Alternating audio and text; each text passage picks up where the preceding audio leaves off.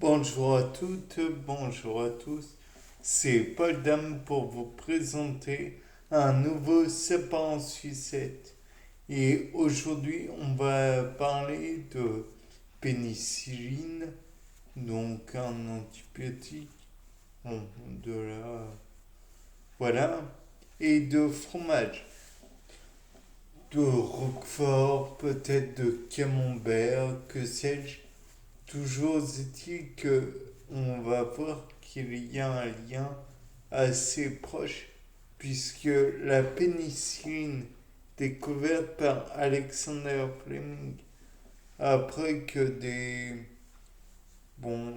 personnes qui ont en charge de nettoyage du matériel n'aient pas fait correctement leur travail aurait insufflé à Monsieur Alexander Fleming l'idée de regarder ce qui se serait passé sur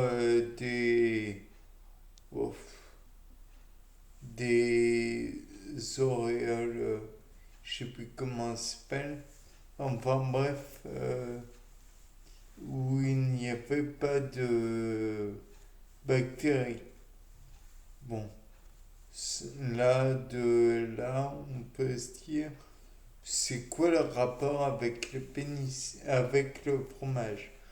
Eh bien, le fromage, quant à lui, et particulièrement le roquefort et le camembert,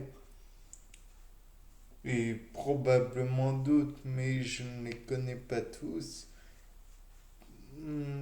ont en eux les semences des germes, oui, des spores même, de bactéries, à, à savoir Penicillium camemberti et Penicillium roqueforti. Bien, de là on peut se dire, oui, mais s'ils sont pas tout à fait pareils, vont-ils avoir en commun des gènes et donc pourrait-on les exploiter à des fins, certes de prime abord, on va regarder les gènes et voir ce qu'il y a dans les pénicilliums qui pourraient être utiles pour faire des pénicillines plages de lise. Voilà ce que je voulais dire pour les auréoles. Bon, ce sont des plages de lise.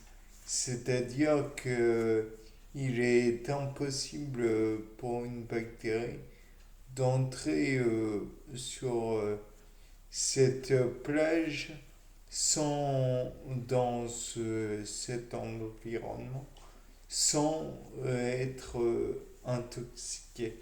Et donc, il n'y a pas de développement bactérien, théoriquement, si elle est sensible à cette plage de lys, à cette toxine.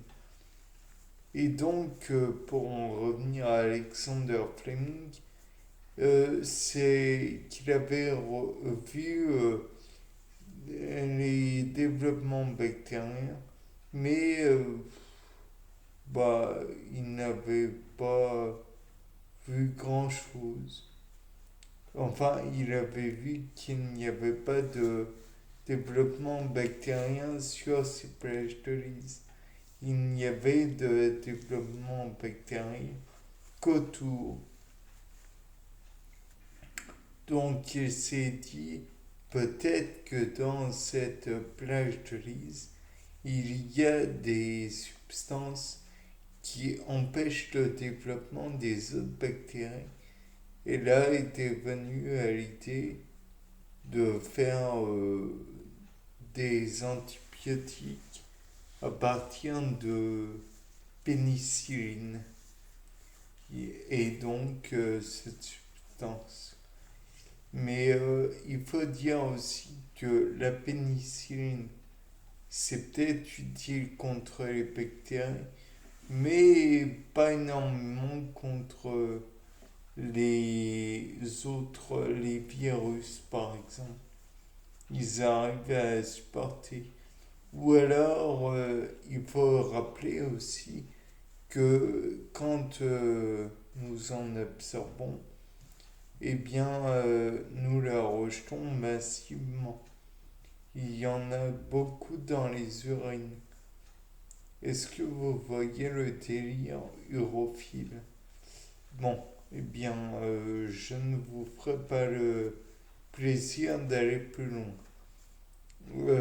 Toujours est-il que la pénicilline est employée après la guerre pour, vous savez, pour comment dire, les diverses maladies qui auraient pu être contractées. Bon, il y en avait très largement plus, mais bon, à cause de la promiscuité. Et ce que l'on pourrait éventuellement envisager, c'est que, étant donné que on a la pénicilline, peut-être pourrait-elle, pourrait-on envisager un autre produit, mais cette fois-ci à base de bactériophages, cumuler à la fois le bactériophage et la pénicilline afin que l'homme ou l'individu qui soit considéré ait dans son corps des bactéries, les bactéries nocives, pathogènes, qui vont avoir en elles le pénicillium, la pénicilline qui va éventuellement le fragiliser, mais en plus, il pourrait y avoir, ou alors, il pourrait lui-même synthétiser la pénicilline, ce qui ferait que non seulement il est attaqué par les bactériophages, mais en plus, il aurait à supporter son propre organisme qui ferait en sorte de le détruire lui-même. Bon, bien sûr, c'est pas prouvé, c'est incertain, mais ça reste une idée comme quoi le bactériophage pourrait à la fois injecter son génome et un bout de génome concernant la pénicilline, et donc ferait reproduire à la fois son génome et en même temps produirait de la pénicilline. Ça serait une double possibilité pour le bactériophage d'en tuer un maximum. Mais en même temps, ça le réduirait un petit peu puisque sa source de création, c'est les autres bactéries. Donc, il tuerait peut-être des bactéries, mais elle le serait aussi via la pénicilline. Donc, je vous laisse sur ce sujet de réflexion. Au revoir, c'était Paul Dame pour un nouveau sapin en sucette.